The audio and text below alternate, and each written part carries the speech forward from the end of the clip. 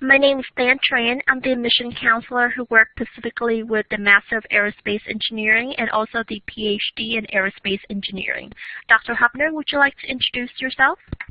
Hello, I'm Paul Hubner. I'm an associate professor in the Department of Aerospace Engineering and Mechanics, and I will be speaking with you today. Thank you, Dr. Hubner. On your screen, you'll see a list of agenda items that we plan to cover during today's session. We'll discuss the programs, admission requirements, and resources available to distant learners. We will also share some information about the University of Alabama and the College of Engineering. We will hold a question and answer period at the end of the session.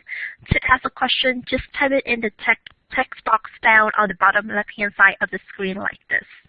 Thank you, Gary. And feel free to type your questions into the box during the session. We will address your questions at the end of the presentation. We are recording this session. The recorded session will be placed on our website for future reference. We will also provide you with a link to the recorded session in an email that we will send out in the next few days. All right, and now I'd like to pass over to Dr. Hubner to go over the program overview. Okay, so I'm here today to talk about two programs. One is a Master's of Aerospace Engineering and Mechanics. One is a PhD in Aerospace Engineering and Mechanics. This provides students the opportunity to obtain a graduate degree in aerospace engineering at your place of work and where you live. The program follows the semesters just like we do follow the semesters on campus. We have coursework in a lot of different areas: aeronautics, fluid mechanics, structures, solid mechanics, flight dynamics control, space systems, and propulsion. Our faculty we are about 17 faculty members, and we have an active research program. And I don't have these slides memorized, so I don't want to go off too far. So let me see what's on the next slide here. There we go. So a typical student in the program works full-time. I would say 50% of our students are working with companies, large and small, Boeing and up the road at Jacobs Engineering, as well as we have students that are all across the country as listed there. We also have a large contingent, I'd say about a third of students that are in the military, and they're in the master's program seeking to move up their opportunities within the military. And we probably have about a sixth of our students that may be in between jobs or trying to transition or pivot into a new career. All right, next slide. So let me tell you a little bit about the programs. First, I'll start with the mastering program. We require 30 hours of coursework. Now, there's going to be two different flavors. I will talk about this. There's the thesis option and the non-thesis option. Most of the distance students go the route of a non-thesis option. However, they can do a thesis option. Most of the students on campus usually do a thesis option. So the two programs are fairly similar, so let me talk about both of them. First, both programs have 30 hours of coursework. And in that, you have to take 6 hours of what we call core-related coursework, 6 hours of math electives, and then 18 hours of engineering elective. So of those core, let's go back one slide. There we go. Of that core, we divide it into two groups. There's an aerospace and mechanics. And so those course numbers don't mean much to you. I can just tell you briefly, aerospace would be orbital mechanics, space systems, wing and airfoil theory, and flight mechanics and control. Those four courses are offered once every 2 years. So every semester we have one of those courses. And then mechanics, we have intermediate fluids, continuum mechanics, intermediate dynamics, and elasticity. So they have more of mechanics flavor. And so every semester we have at least one aerospace and one mechanics course being offered.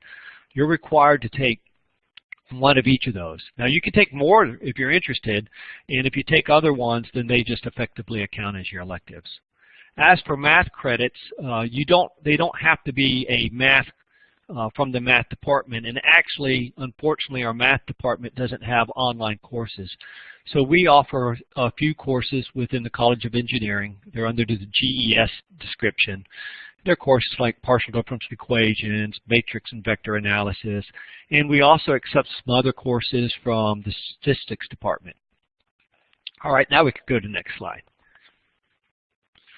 Now in the program, really what I've described there with the 30 hours, this is the non-thesis option. However, there is required from the graduate school what's called a culminating experience. And we let the students choose one of two paths to get their culminating experience. The first is if you take the PhD qualifier exam and pass that, then we'll count that as your culminating experience. Probably about 1 out of 10 distance students do that. Most students do what we call the research paper. And this is a topic that you select with one of the faculty members. So hopefully after about 15 or 18 hours within the program, you found a faculty member or a subject area that you like. You can contact the faculty member and say, listen, I'm interested in learning more about this. Is there some topics, or maybe you work in an area that you want to pursue a little bit further, and you can do what we call a culminating experience, and you can actually take course credit for it, which will count for your 30 hours. So most students end up taking 3 hours of AEM 594 special topics. They have to arrange that with the specific faculty member at the beginning of the semester, and you talk about what the deliverables will be and what you're going to be working on, and hopefully by the end of the semester you will have completed that. If you haven't completed that, then we can just give a grade of incomplete, and when that is finished, then we can satisfy that requirement. The program takes you have 6 years to complete. On average, distance students complete it in about 3 to 3.5 years. Sometimes we'll have people who complete it in 1.5 years, but they're usually are not working, and they're focusing on just completing the coursework. We have a few that push to 6 years. If you get over 6 years, what happens is the courses that you took at the very beginning of the program roll off, and so you'll have to either retake that or take hours that are going to be towards your 30. All right, let's go to the next slide. So some of the admissions requirements, we look at 4 things. We look at your statement of purpose, we look at your transcripts, we look at the GRE, and we like 3 letters of recommendation. So let me go over those a little bit more detail. On the statement of purpose, if you're applying for a master's degree, and especially if you're applying for a PhD, which we'll talk about later, we want to know what are your interests, what are you specifically wanting to go into. You don't have to define what your thesis or dissertation topic may be, but we want to understand that you are moving into a field. What is it about that field that interests you? What background do you have that you think will make you successful?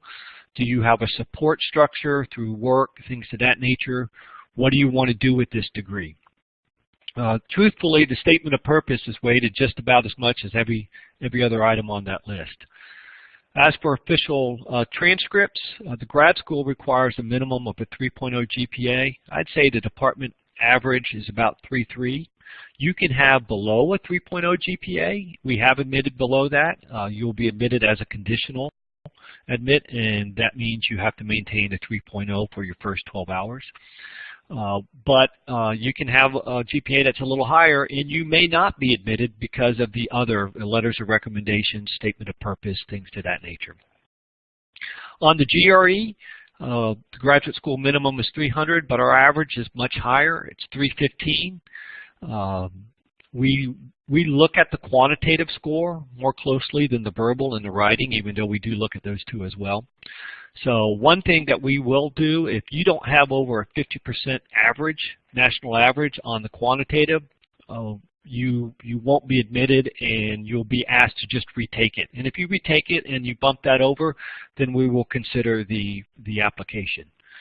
Finally, on the 3 letters of recommendation, we want those to come from either former faculty or employers that understand what it takes to complete a master's degree or a PhD. Those are weighted much more heavily than those who may not be familiar with the requirements or the rigors of getting a graduate degree in engineering. So applicants must apply for admission to the University of Alabama Graduate School. There is an so if you go to their web page, I think it's graduate.ua.edu, they have an online application.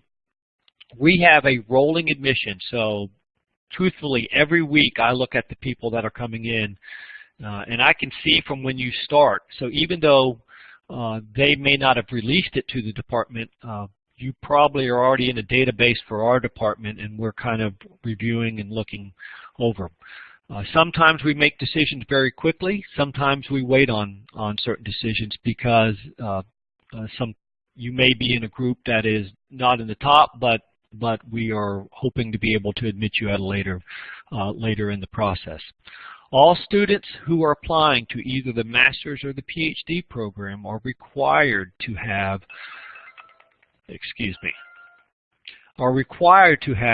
12 hours of calculus, 3 hours of ordinary differential equations, and 12 hours of mechanics. So if you have a degree, a bachelor's degree in aerospace engineering or civil engineering or mechanical engineering, you will already have that. And I get a question a lot of times, well, can I switch with my civil and get a master's in aerospace?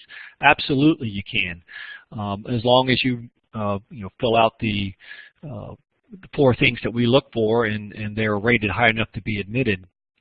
We often get that. Probably we get more mechanicals than any other outside. But let's say you have a bachelor's degree in mathematics.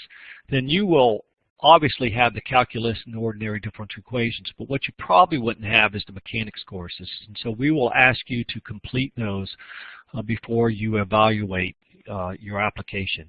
And those do not have to be completed at the University of Alabama. Those can be completed at any 4-year engineering college, university. What you can do is you could forward the syllabus of the course, and I can check it over and say, yeah, that's going to be equivalent to what we teach. However, if you do want to take them at the University of Alabama, you can. All 4 of those courses are offered through the distance program. They're actually part of what we call the distance program in mechanical engineering, bachelor's. You don't have to apply for an ME degree. You can just simply apply as a non-degree seeking student, and you can take those courses through us. But it's not required to. Okay, next slide. So our deadlines, like I say, we can act on these fairly quickly. So for fall, you can apply as late as July 15th. Even if you don't hit that, we can still process it. Now, I personally, if I get applications very late, I kind of wonder, have you really thought about that? And is this kind of on a whim? So I'd like to see applications well before July 15th.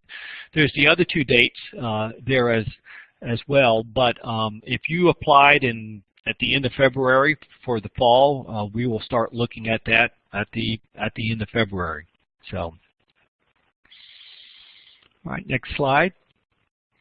So a little bit about the PhD program. This is fairly new. We've been doing the master's program for, I think, 30 years now, and I've been involved in it as a program coordinator for about 5 or 6.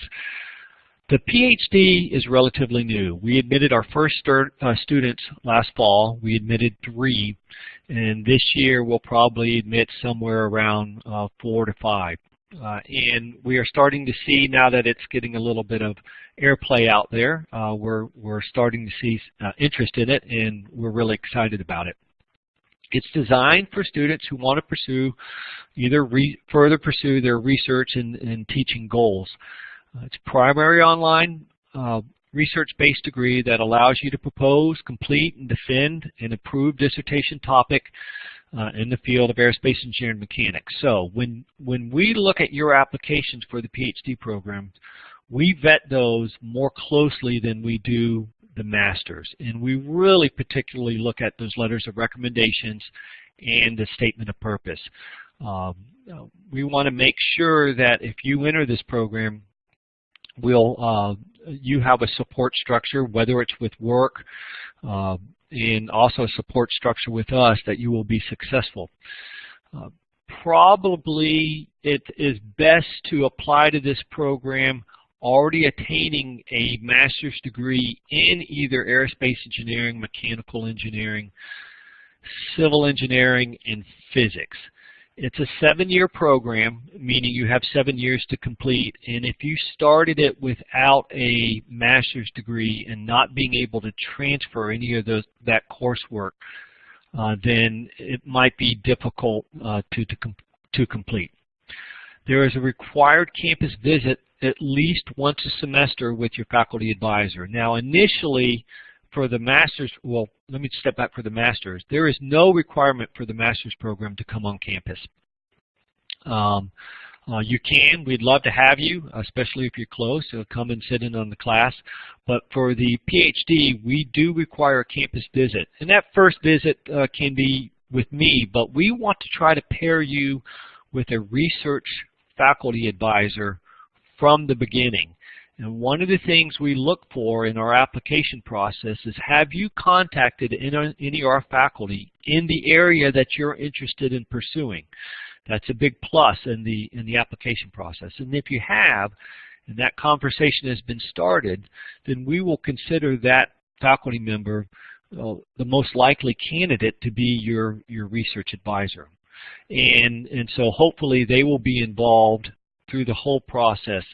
Now, I will serve as the kind of administrative advisor all the way through, so anytime you have questions, whether it's the master's or the PhD program, I'm there to help and assist. But for the PhD, we want to link that with a research advisor fairly early in the process.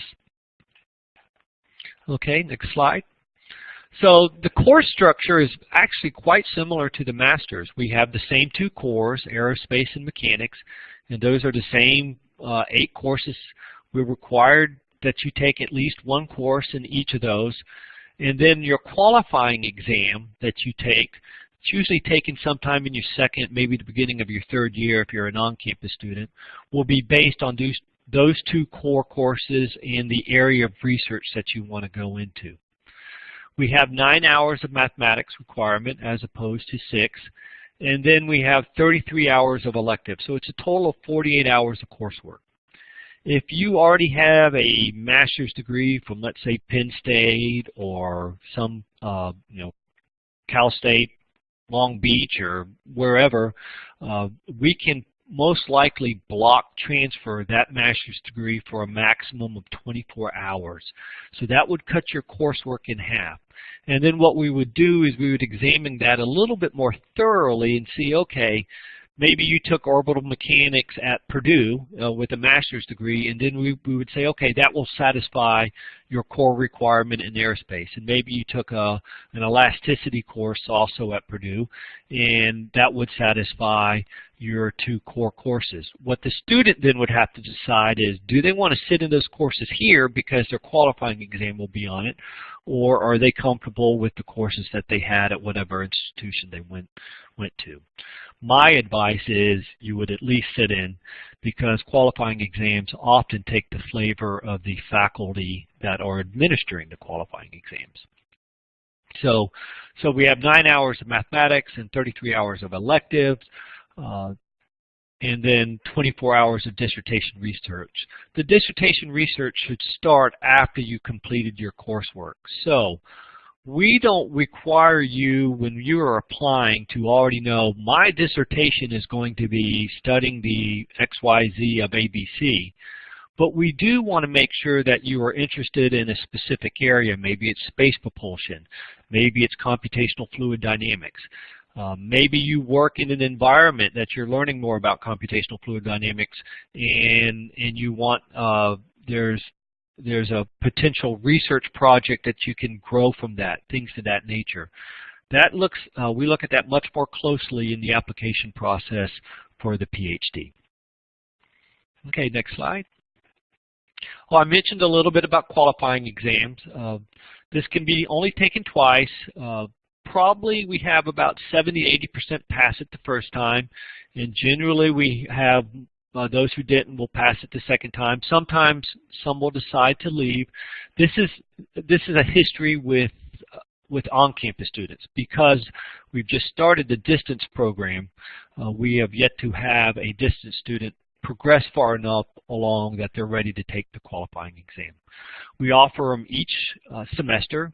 It's usually in the middle of the fall, around the beginning of October, in the beginning of spring, or beginning of March for the spring semester. And you should be thinking about taking those exams once you've completed 2/3 to 3/4 of your coursework.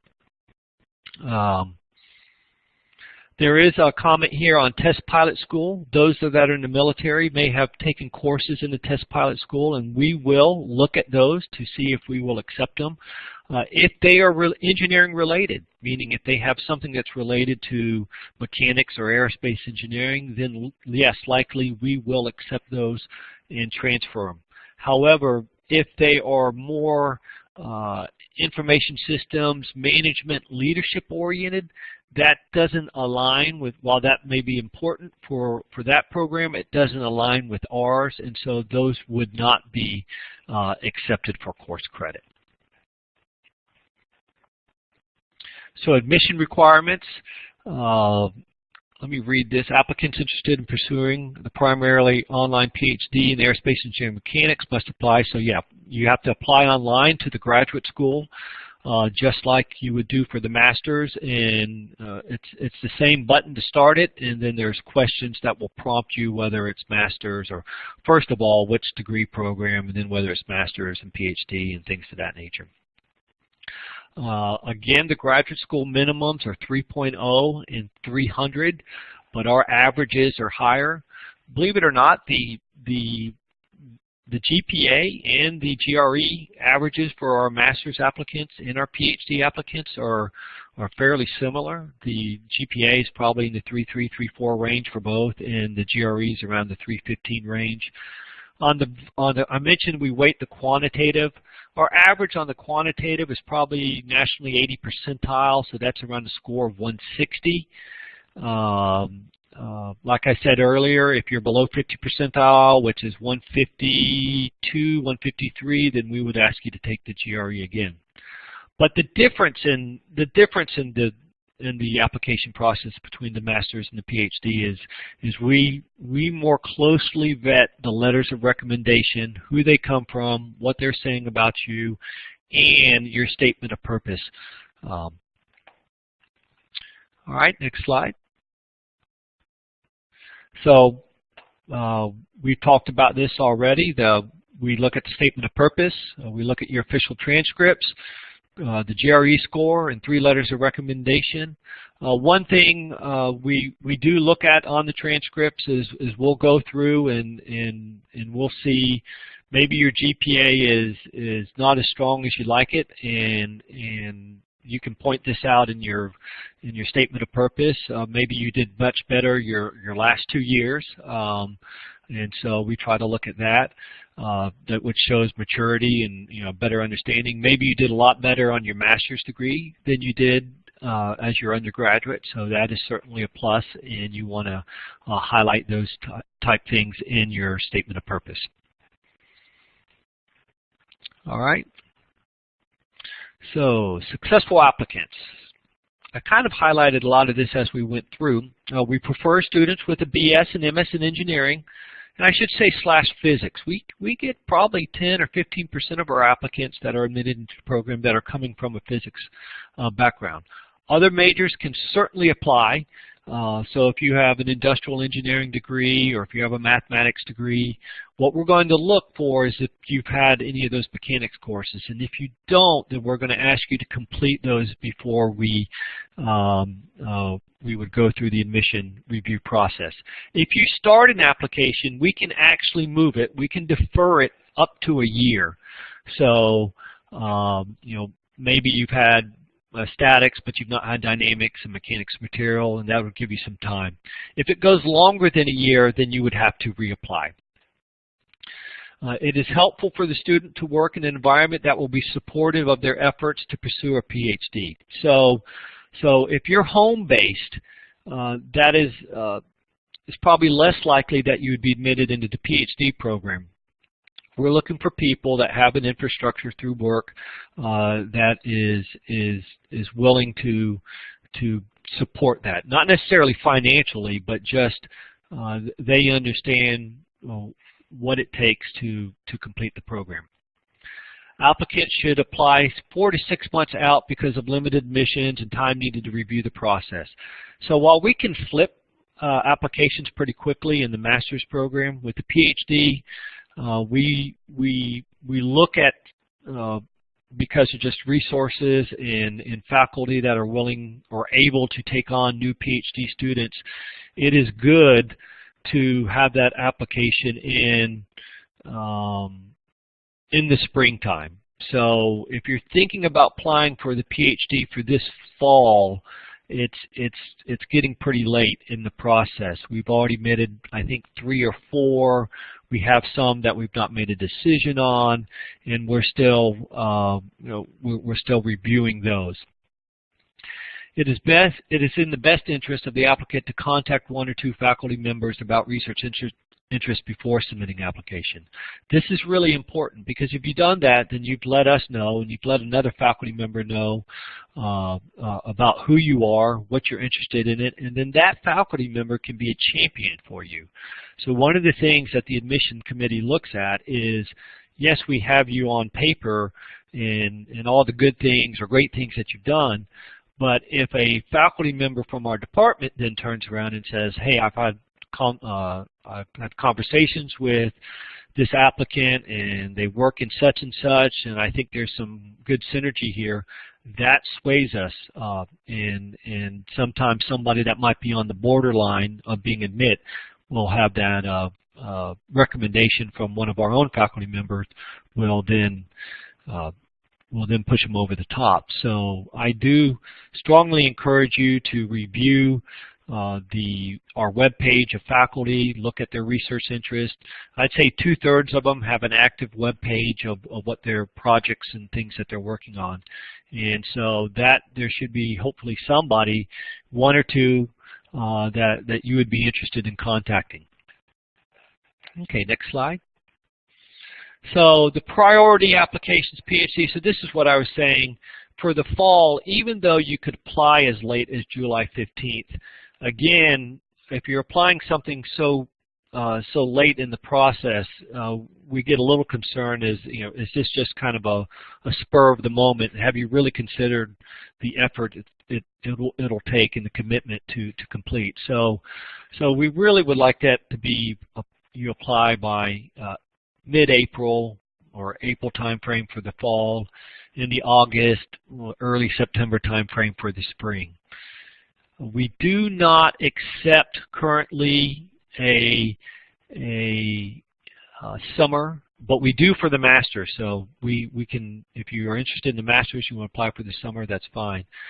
Fall start date is preferred for the PhD, but it's not like a cohort in medical school where you everybody who enters at the same time will graduate at the same time. Everybody has different paths forward, and so we don't have a hard fall requirement. So we can accept in for the spring enrollment. Thank you, Dr. Hopner. As a distant learner, oh, you're welcome. You will have access to the same resources available to campus students. You are eligible to apply for federal financial aid. Students eligible for military educational assistance may use their educational benefits here at the University of Alabama. Distant learners have access to all university library resources, and that would include access to scholarly databases, assistance with writing and citations, tools and tips for research, and the interlibrary loan program. There is also a dedicated distant learning librarian on staff to assist students as they navigate through the library resources. The Writing Centers offer online assistance and tutoring to students who are unable to visit the campus location. The Center for Academic Success provides individualized tutoring, study skills workshops, and exam reviews through web-based methods to meet the needs of distant learning students. Blackboard tutorials are available for those who have never taken online courses before.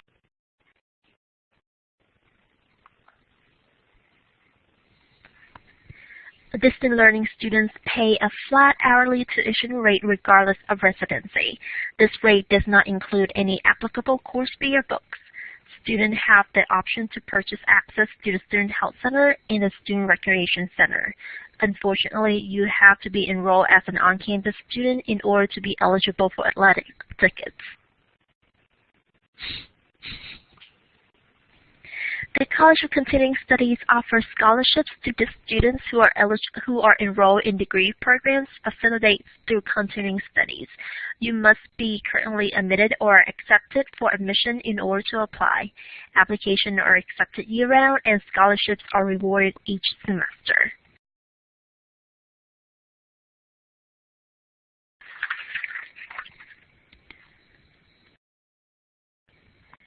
And now I would like to share some information about the University of Alabama and the College of Engineering. The university was established in 1831 as the state's first public college. Approximately 38,000 students attended UA, with about 5,500 of those students enrolled in graduate programs and about 4,800 enrolled in distance learning programs. We are an accredited and reputable institution.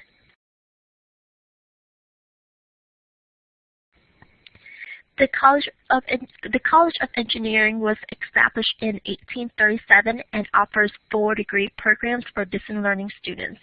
Almost 5,550 students are enrolled in the College of Engineering and work with over 130 faculty members in various fields of studies.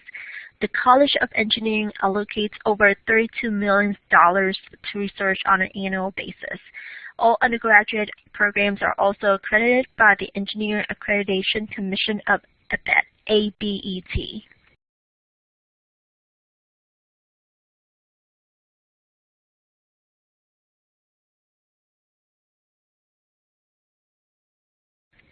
In the next few days, you will receive an email with information that includes important website addresses and contact information, as well as a link to the recorded session.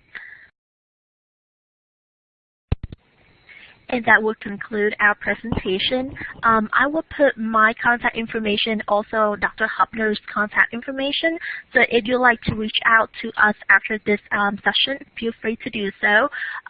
Now we are open up for questions and answer.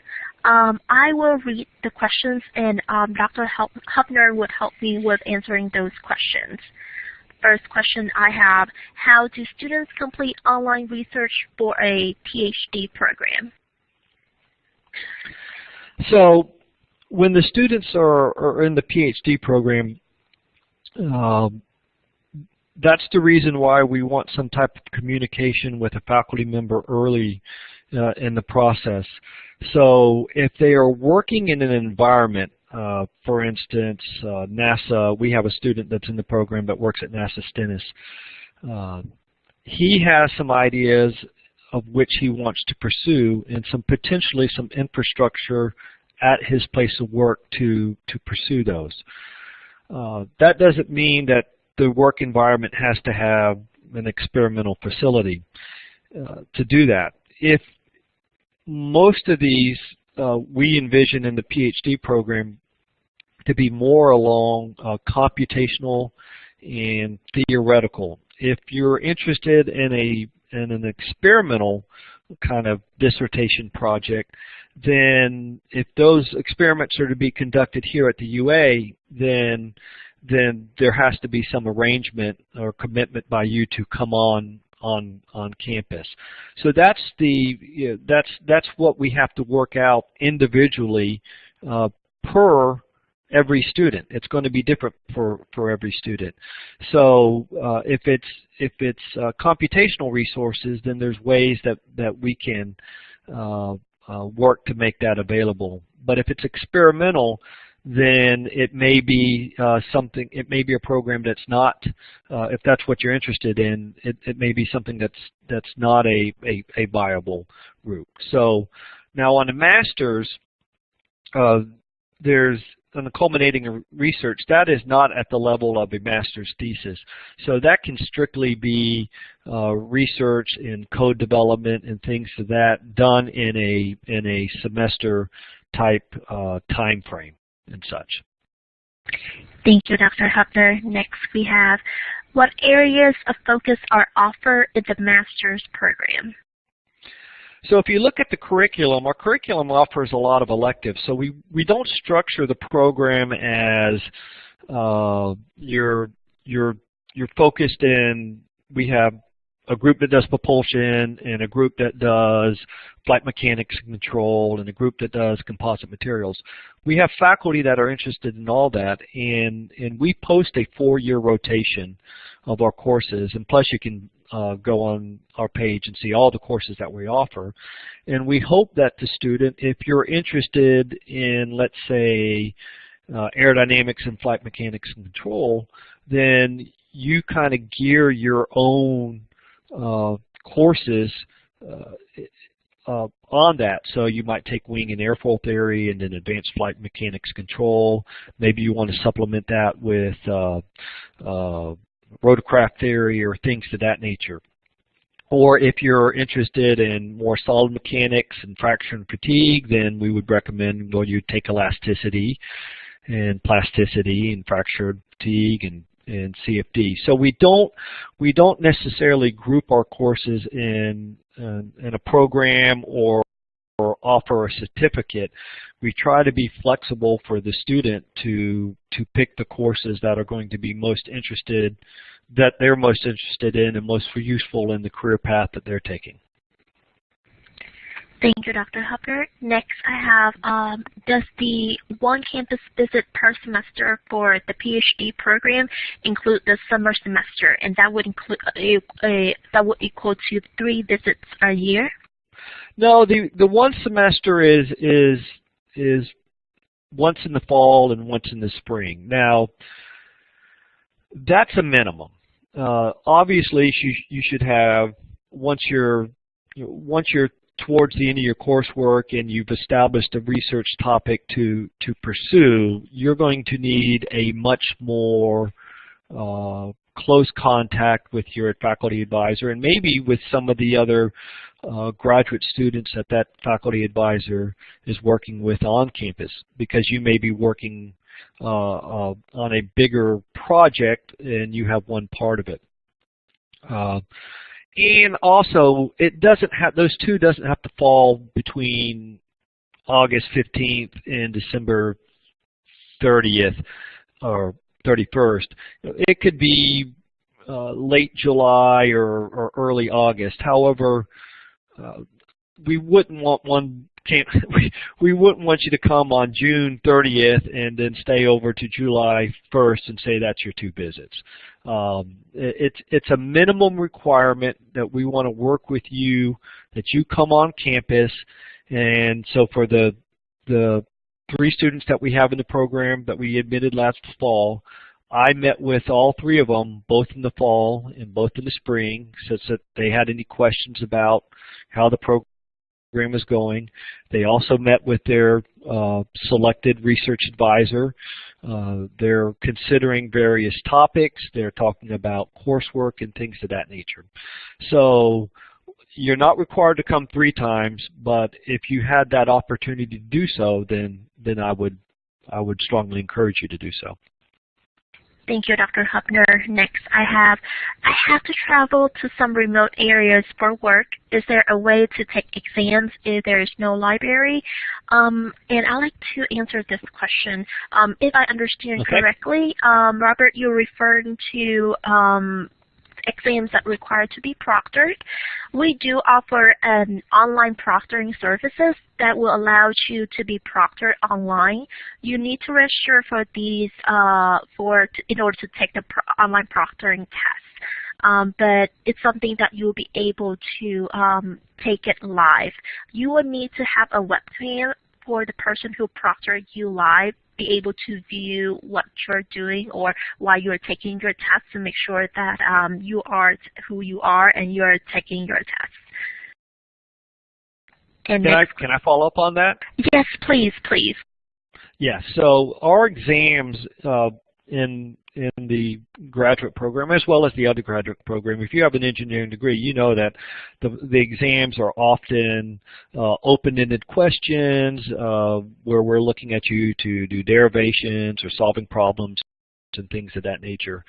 Unlike other online programs that might lend itself to Blackboard in terms of multiple choice or things of that nature, we do require a proctor for our exams, and most students can find some that are, and CCS can certainly tell you where, whether it's libraries, other universities in the areas, and things of that nature. But what I wanted to point out is on the syllabus, if we say that we have an exam on September 30th, usually what the instructor will do is will tell the distance program students to try to schedule that exam either the day before, the day of, or the day after. And if you can't, because you may be deployed for a week or you have to go offshore for your job for a week or things of that nature, often the faculty member can work with you. Not always. There may be some constraints which they can't, but that the exam could be taken a little later than normal or a little earlier than normal. We understand that everybody's in the distance program, or at least most everybody is working full-time, and so we try to be flexible on that at the graduate level.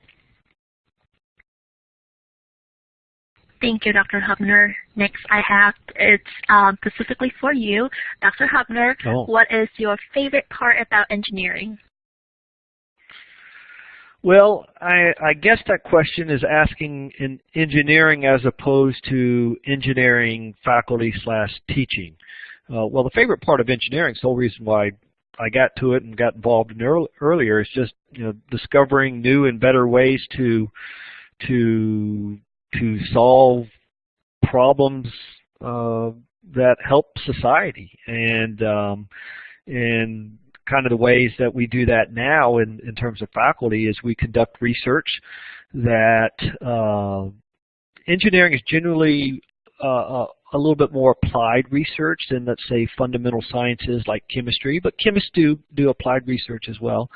And we may not know what that benefit is immediately, but down the road we certainly hope that there's some benefit. I can give a specific example of being in aerospace engineering.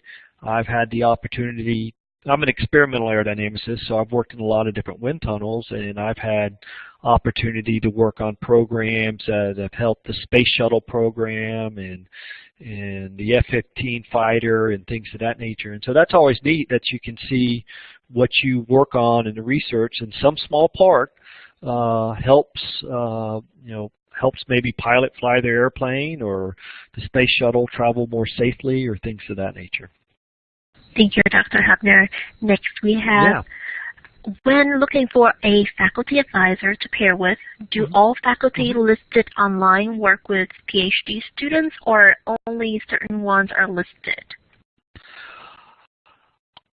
The short answer is yes. All faculty that are listed, as long as they don't say emeritus beside. Emeritus is a title for a faculty member that has retired but still has ties to the department in some fashion. But if you go online, there should be about 18 faculty that you see that in our department that are active in research. Let me qualify that one more. There are also sometimes faculty that have moved on into higher administrative roles that are still associated with our department. So for instance, the dean of our college, Dean Carr, is associated with our department. So he's listed on our faculty webpage. However, he is no longer active in research. As another one, I guess we're kind of lucky, the provost of the university, Provost Whitaker, came from our department, and he is no longer active in research because those jobs require full-time administrative duties. But if you see a faculty member that doesn't have emeritus beside their name, then yes, they can have a PhD student. Now, I will say some faculty members are more active in research than others. And sometimes you can garner that by the number of their research publications or maybe how update their web pages, things of that nature. And if you're interested, if you're not sure, I get a lot of emails, and I try to address everyone within a 24 or 48-hour period about the program. And I'll sometimes get emails saying that I'm interested in such and such area, and then I will point them in a direction. So if somebody says they're doing work in solid mechanics and they're studying weld failures, then I would say, well, I bet you Dr. Barkey would be somebody of interest. That his courses he teaches and the research that he does is up in that area. So I will be happy to steer students before they start the application process as to who might be of somebody to contact, as well as people to contact outside our department. So there may be people in the college that they might want to talk to as well. Thank you, Dr. Hubner. Next, we have, what is the average time to complete the non-thesis master? Okay, so the non-thesis masters, like I said, I think about 90% of the distance students do a non-thesis plan 2, and the average time is about 3 to 3.5 years. I would not recommend anybody to take more than 2 courses a semester.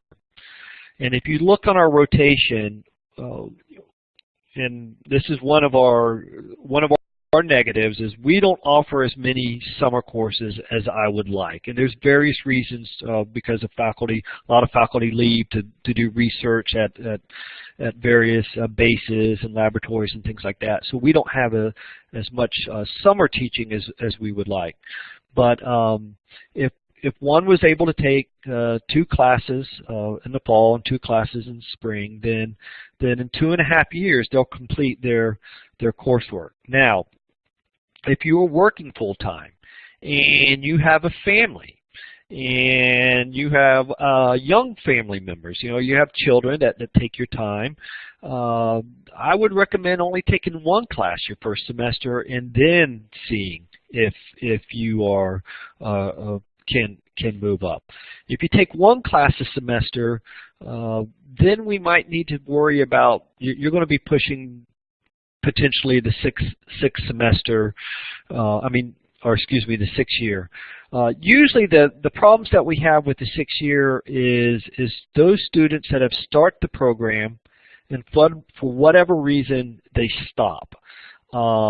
And it can be a variety of reasons, whether it's family, work, or military related.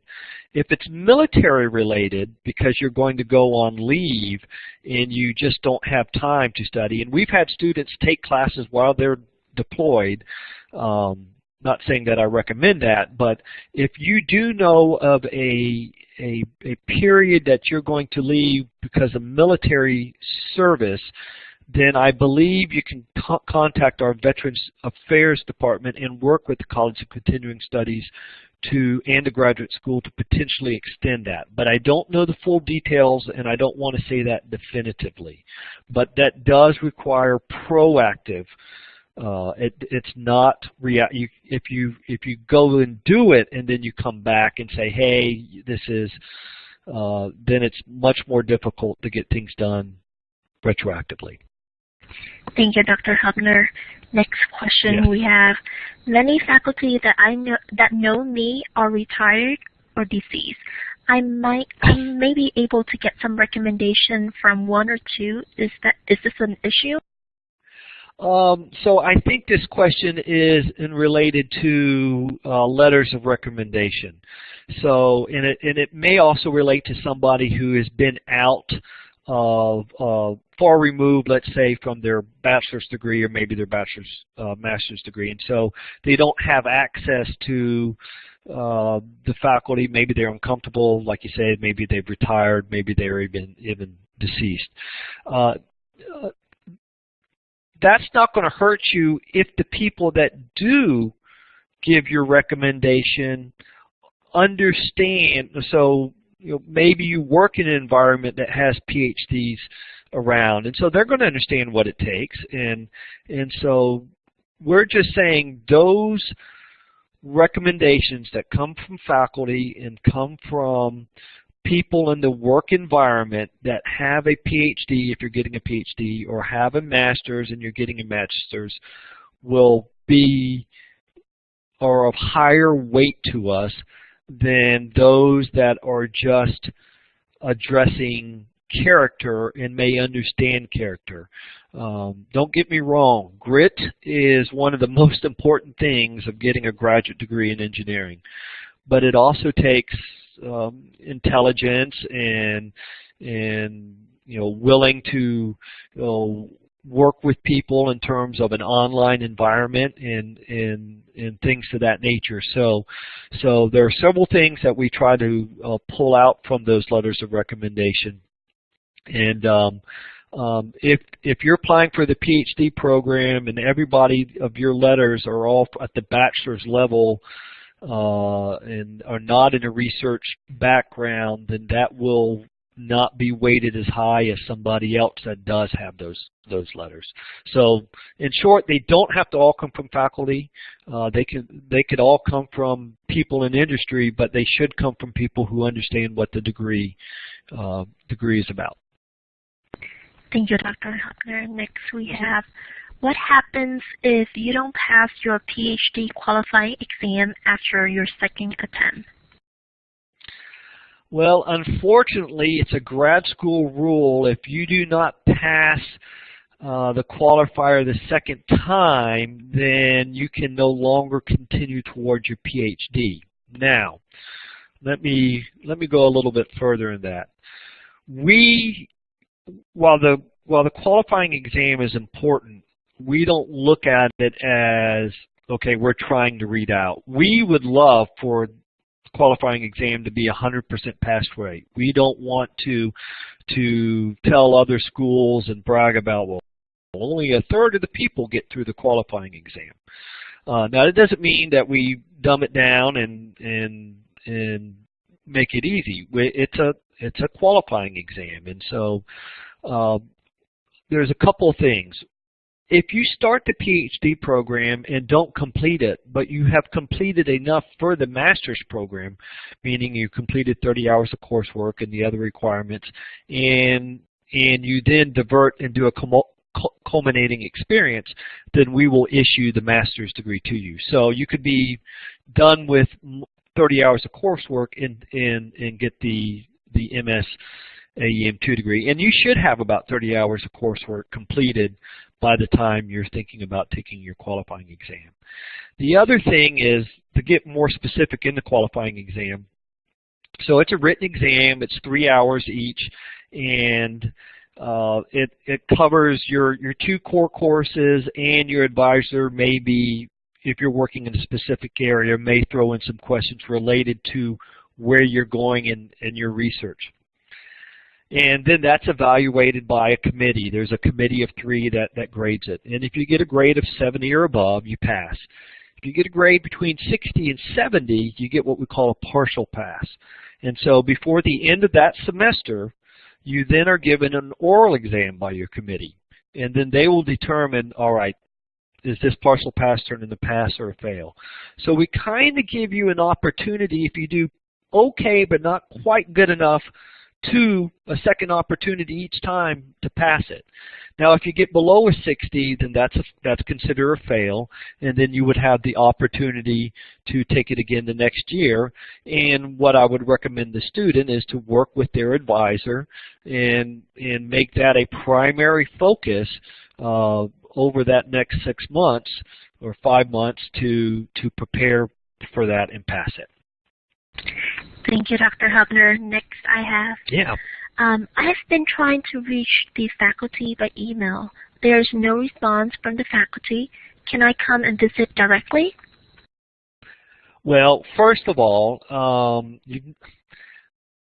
it's unfortunate that's the case, and I will remind faculty that we have many students across the country that are interested in our programs, and to at least give them the courtesy to reply to their questions. Now, I doubt you sent me an email, and you may not be interested in my research, but as a graduate program coordinator, if I've not responded to it, I've somehow lost it, because once I get an email and you've not applied, you go into a folder of interested, like the interested in our program, and then once you've applied, then you go into a different.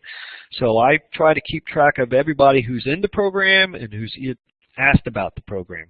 If it's a specific question about the program, if it's a question about, hey, this is who I am, are there any teaching assistantships, that's less likely to get a response. But if it's a question that is specifically about applying to the program, or I want to learn more about the programs, you can send that to me, and I will help you. Now, I'm sorry, I went on a tangent there and wandered. I think there's a second part to that question that I forgot. Oh, can you come on campus? Absolutely. My recommendation, though, is if you want to, I just visited with a fellow from Texas, Dallas, Texas yesterday, who happened to be in Mississippi. He contacted me about a month out, said, hey, can I come on campus? I'm interested in the distance PhD program. I got to meet him. We talked for an hour. I now know who he is. I have a face. So those things are important. So if you're interested in the distance PhD program, I think it would be good to come visit us. If you're interested in the distance master's program, that's not necessary, but if you would like to come visit us, we would love to have you. Just give us at least a month out, because then I can contact the graduate school. They'll have people who will set up if you want a campus tour. I can show you around our department and the facilities that we have. So we would love to have you to come on campus. If you're not getting a response from a faculty member, just try to contact me, and maybe I can help you out. Thank you, Dr. Hafner. Next we have, if doing experimental research, will the advisor be required to attend the facility? I work in a secure facility that might require a non-disclosure signature. Okay, you cut out halfway through that, Than. Could you repeat that question for me? Yes, I'm sorry about that. No, it's probably technology that did it. If doing experimental research, will the advisor be required to attend the facility? I work in a secure facility that requires a non-disclosure signature. Yeah, so this comes in how do we do research at the PhD level, and this is kind of a work in progress as we go, and it depends on every individual. So you kind of touch on two things indirectly: non-disclosure agreements and let's say broader intellectual property. And so in short, you want to make sure at the beginning of the process in the application that the faculty member may be interested in doing that. So if this company, let's say, is in Huntsville, and which is 2.5 hours up in the road, and there is a project that could be defined in which the faculty member would be interested in coming up there, then yes, I could see that path forward. What's going to happen, though, is the issue of intellectual property, or whether things can be disclosed, or things of that nature. If there's funding that starts getting involved in that, then that has to go through our Office of Sponsored Programs, and the lawyers at Company X and the lawyers at University of Alabama have to come up with the agreement with how intellectual property and things to that is done. If there is no sponsored, meaning if there is no research dollars being part of the process, then it really becomes an issue of non-disclosure and what we can and can't publish. And so there's some guidelines that we have to follow, but that would start with certain boilerplate conversations, and we would just have to have those conversations. We'd have to be proactive and be involved. But at the very front end, what we'd want to do, if you think that you work at an environment that has a facility in which you can use, then we have to, at the front end, decide how can that be integrated such that we can have a dissertation which is public domain at the end. So we're willing to have those conversations and look, but I can't give a set answer until we get a faculty member that's potentially involved and we start pursuing it. But we certainly are interested in looking at things like that. Thank you, Dr. Hubner. And I can see that there are no other questions. Oh, wow. We got them all within 1 hour. Yes. We try to be mindful of everybody's busy schedule, so this would wrap up our online information session. Thank you so much for attending our online information session for the Master of Aerospace and PhD in Aerospace Engineering. We will send you a link to the record session within the next couple of days, so be on the lookout for that if you want to rewatch the video. Thank you, Dr. Hubner. Thank you so much for joining our session, and roll tide. All right. Thank you for everybody for attending.